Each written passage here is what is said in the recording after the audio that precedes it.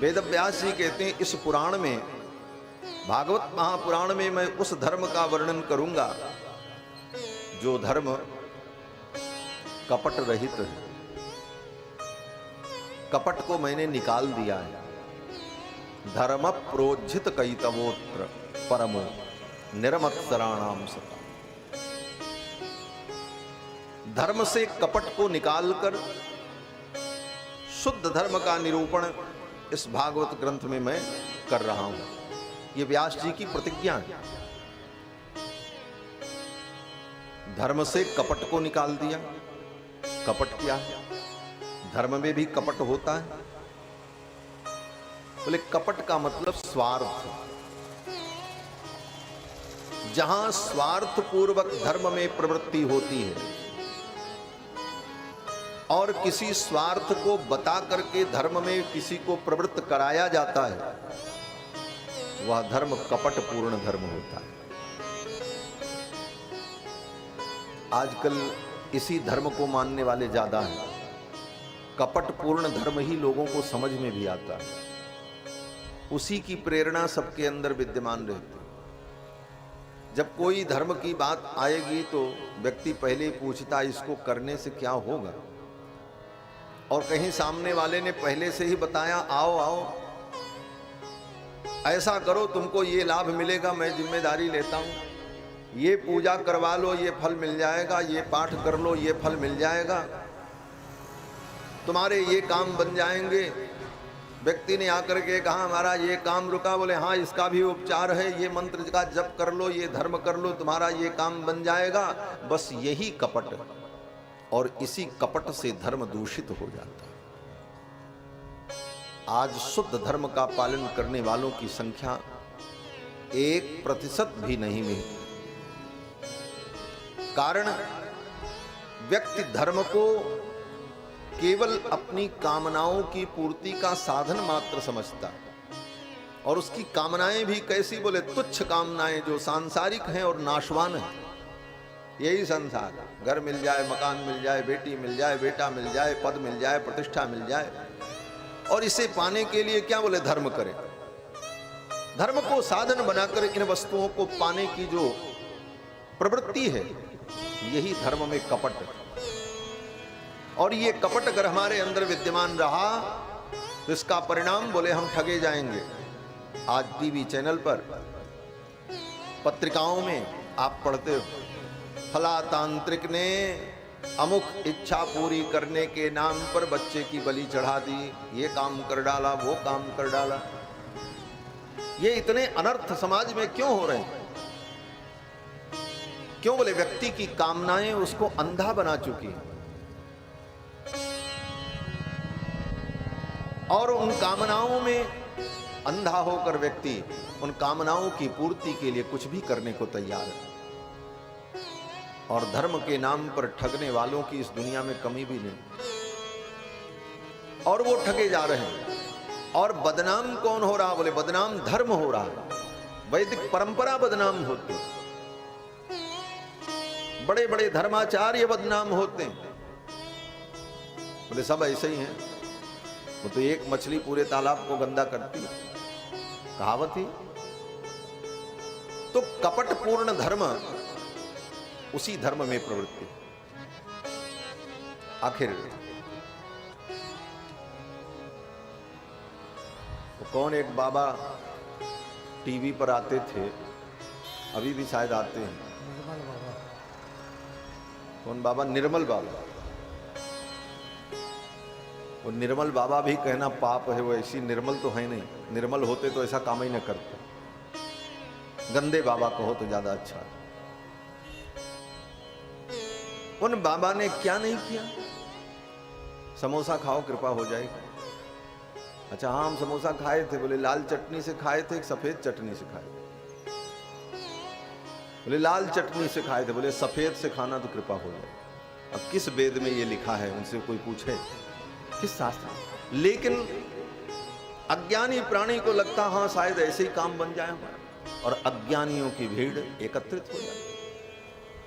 बंधुओं, जब तक हमारे अंदर ये संसार की कामनाओं की पूर्ति का कपट विद्यमान रहेगा, तब तक हम धर्म के वास्तविक स्वरूप को नहीं समझ पाएंगे। ये बहुत कड़वा सच है। धर्म तो अज्ञान की निवृत्ति के लिए, बंधन की निवृत्ति के लिए, माया की निवृत्ति के लिए, परम आनंद, परम सुख, परम सत्ता को पाने के लिए, और उस उद्देश्य से भटककर केवल भौतिक उपलब्धियों को पाने के लिए जब व्यक्ति धर्म करता है तो यही धर्म का कपट है। और कोई किसी चीज में कपट मिला दिया जाए तो मिलावटी चीज शुद्ध नहीं होती। इसलिए धर्म में कपट मिल जाए तो वो धर्म भी शुद्ध नहीं रह जाता, कपट युक्त धर्म। वेद व्यास जी भागवत के प्रारंभ में ही कहते हैं, बैठ जाइए, वहीं चढ़ा दे, कहीं वहीं रख दो उसी पे। श्री सीता रामचंद्र भगवान की जय।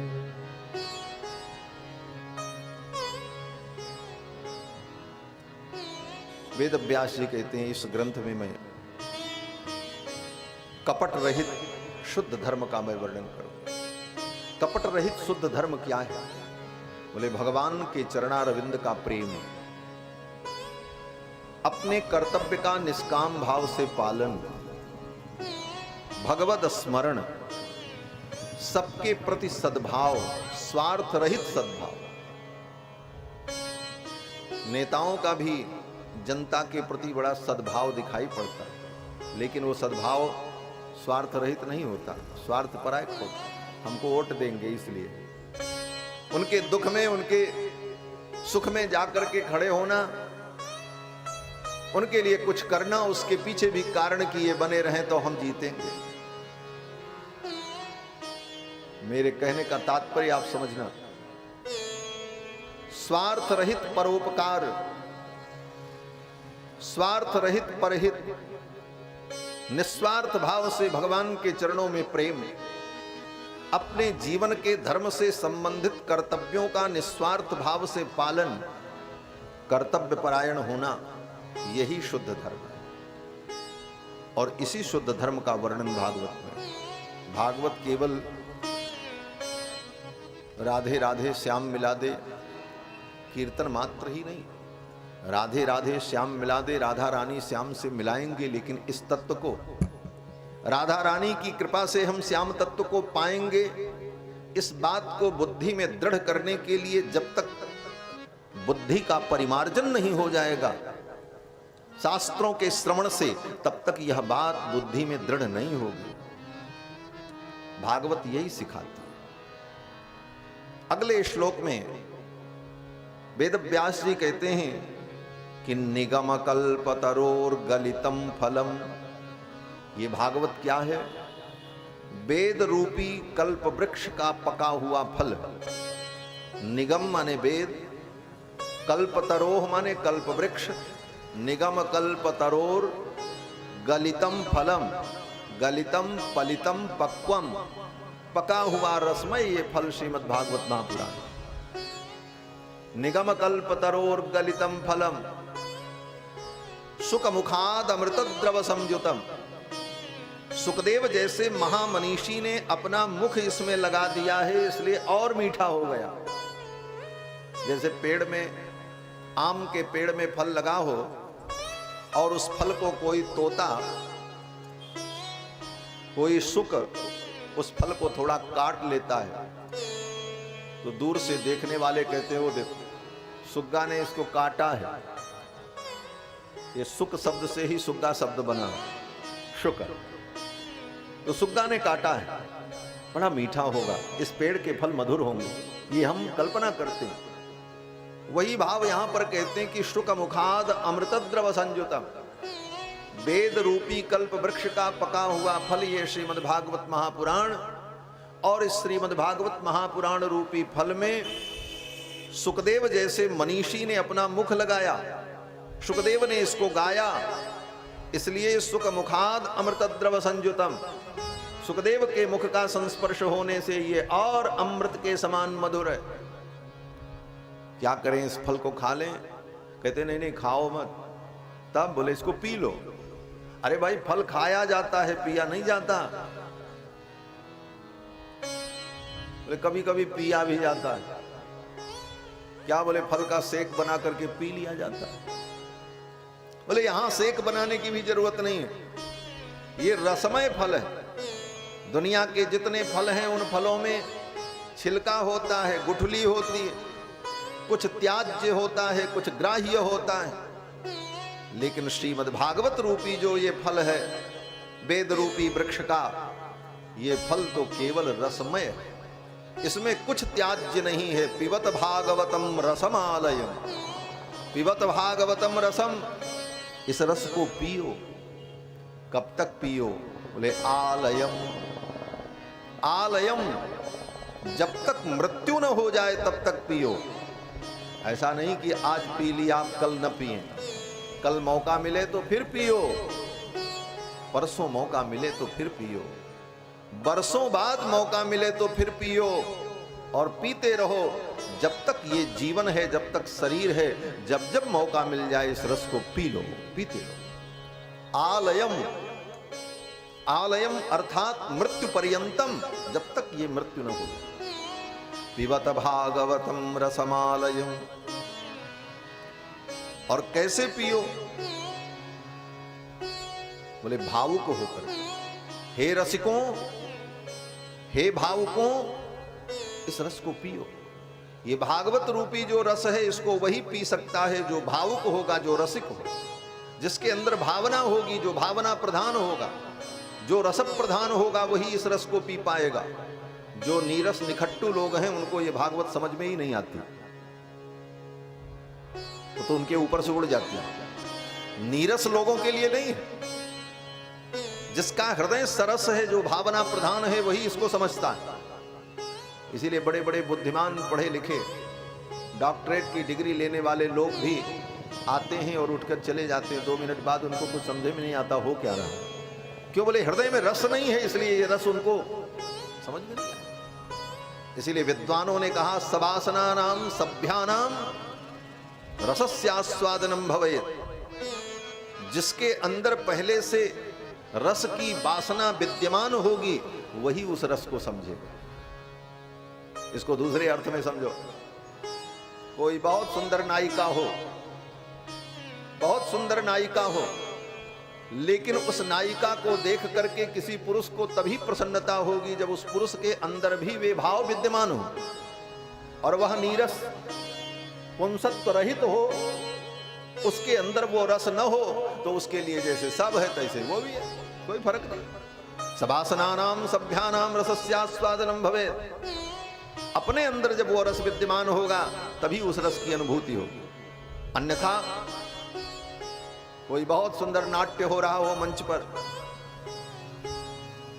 और उस नाट्य में सारे रस प्रकट हो रहे हो, लेकिन जो रसिक है उसे तो अनुभव होगा, और जिसके हृदय में रस नहीं है वो जाएगा तो उसको क्या दिखे? बोले खंभा, टेंट, पांडाल, यही देख के चला, इससे ज्यादा उसको नहीं समझ में आए। इसलिए पहले अपने हृदय को रसिक बनाना चाहिए। अपना हृदय रसिक बने। रसिकन की गति कथा कहानी रसिक भये तो सर से। रसिकन की गति कथा कहानी, ये तो भागवत रसिकों का ग्रंथ है, ये प्रेमियों का ग्रंथ है, ये परमहंसों का ग्रंथ है। इसके लिए जब तक हमारे अंदर वो रस सृजित नहीं होगा तब तक उस रस को हम समझ नहीं पाएंगे। सुखदेव जी कहते हैं, वेद व्यास जी कहते हैं, हे रसिकों, हे भावुकों, इस रस को पियो। और फिर सूत और शौनक संवाद से ये कथा गतिमान होती है। एक एक श्लोक की मैं व्याख्या करूंगा तब तो फिर भागवत हो ही जाएगी। 7 दिन में कितना कहेंगे। मूल मूल बातों पर केवल चर्चा होगी। सूत और शौनक संवाद से ये कथा गतिमान होती है। शौनक जी ने सूत जी से प्रश्न किया, तब सूत जी ने शौनकादि मुनियों को कथा सुनाई। जब तक कोई व्यक्ति पूछे नहीं तब तक उसको कुछ बताना नहीं चाहिए, ये सिद्धांत। श्री मनु जी महाराज मनु स्मृति में कहते हैं कि ना पृष्ठ कस्यचिन ब्रूयान न चान्यायेन पृक्षतः। जब तक कोई व्यक्ति पूछे ना तब तक उसको मत बताओ। जब वो पूछे जिज्ञासु बन करके तब उसे कोई चीज बतानी चाहिए, उपदेश करना चाहिए। अगर बिना पूछे आप अपने मन से बताने लग जाओगे, वो ग्रहण नहीं करेगा। सब कुछ जानते हुए चुपचाप बैठे रहो। जानन नपि मेधावी जड़वल लोक आचरे। मनु जी कहते हैं सब कुछ जानते हुए जड़ के समान बैठे रहो, मत बोलो, करने दो जिसको जो करना है। जब उसके अंदर जिज्ञासा पैदा होगी, वो स्वयं जानने की इच्छा करेगा, तब आप जब बताओगे तब वो ग्रहण करता है, तभी वो ग्रहण करता है, अन्यथा नहीं ग्रहण कर सकता। अब आप वहीं बैठ जाइए, फूल माला लेके आना हो तो प्रारंभ में आइए, कथा में विघ्न न करिए, बैठ जाइए, कथा सुनिए। फूल माला चढ़ाएंगे, उससे जितना पुण्य होगा उससे लाख गुना पुण्य होगा कि आप जो हम कह रहे हैं उसको प्रेम से सुन लीजिए, आनंद। बोलो श्री सीता रामचंद्र भगवान की। और माताओं से भी निवेदन है कि मोबाइल बीच में नहीं चलाएंगे। हम देख लेंगे तो हम उठा देंगे सीधे कि आप कथा छोड़ के जाइए, कमरे में आराम से मोबाइल चलाइए। हम बहुत विचित्र महात्मा हो, ये सब हमको सहन नहीं होता। कथा में हो तो फिर कथा की बात हो, दूसरी कोई बात नहीं, इतस्ततः कोई बातें नहीं, कोई भी। बोलो श्री सीता रामचंद्र भगवान की जय, श्री लक्ष्मी नारायण भगवान की जय। श्री मनु जी महाराज कहते हैं, ना पृष्ठ कस्यचिन ब्रूयान न चान्याय न पृक्षता। अगर कोई जब तक पूछे न तब तक उसको कुछ मत बताओ, और अन्याय पूर्वक भी अगर पूछे तो मत बताओ। हाँ, अन्याय पूर्वक पूछना क्या है? कोई लाठी लेकर के थोड़ी खड़ा होगा कि चलो भागवत सुनाओ, नहीं सुनाओगे तो गोली मार देंगे, ऐसा तो नहीं होता। तो अन्याय पूर्वक अगर कोई पूछे तब भी उसे ज्ञानोपदेश नहीं करना चाहिए। अन्याय पूर्वक क्या है? जब हम लोग पढ़ते थे विद्यार्थी जीवन में, तो हमारे पूज्य गुरुदेव भगवान श्री ब्रह्मचारी जी महाराज, तो इस श्लोक के इस प्रसंग पर हमने चर्चा की कि अन्याय पूर्वक पूछने का तरीका क्या है, इसको क्या समझे। तो गुरुजी हंसने लगे। गुरुजी ने एक उदाहरण दिया।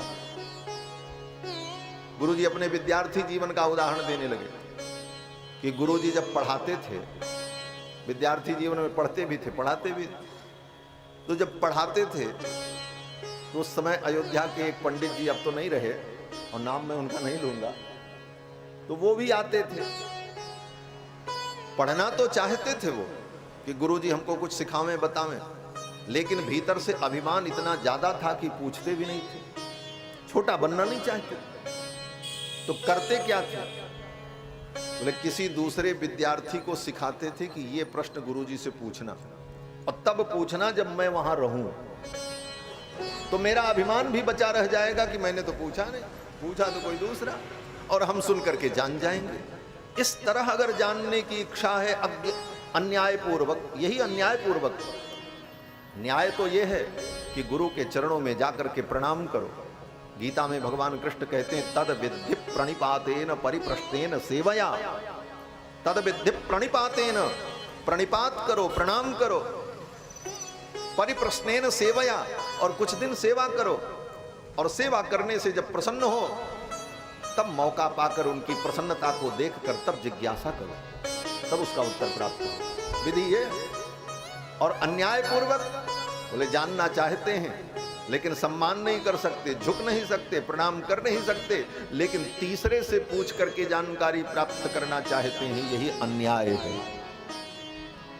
चान्यायेन पृक्षता जानन अपि मेधावी जड़वल लोक आचरे। सब कुछ जानते हुए भी उसको उपदेश नहीं करना चाहिए। पार्वती जी भगवान शिव की संगिनी है और बरसों से हैं, लेकिन भगवान शंकर ने पार्वती जी को तब तक कथा नहीं सुनाई जब तक पार्वती जी ने पूछा नहीं, जबकि सहधर्मिणी जब पूछा तब सुनाया। इसीलिए गोस्वामी जी कहते हैं, पूछे रघुपति कथा